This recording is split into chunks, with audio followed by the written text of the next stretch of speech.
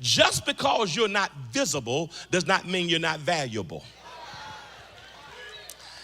And maybe God has you in a place of hiding because he's preparing the blessing for you, or he's preparing you for the blessing.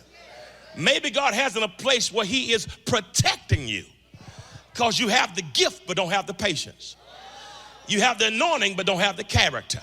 So let me let you stay there for a minute to cultivate what's in you, because if I get it to you too quickly, you won't be able to handle it. It reminds me of my grandmama back in the day. I never shall forget my grandmama when they made cakes. Somewhat telling my age here, but back in the day when they made cakes, they didn't always have ovens with lights on them. And you can make a cake and put the cake in the oven, but you can't look and cut a light on to see if the cake is ready.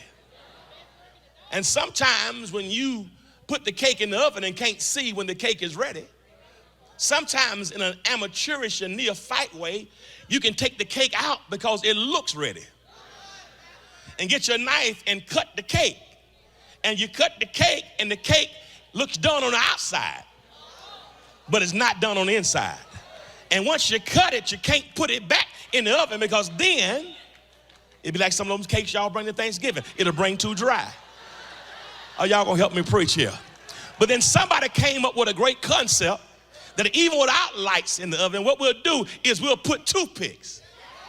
I wish I had somebody who made cakes and didn't buy them from Publix.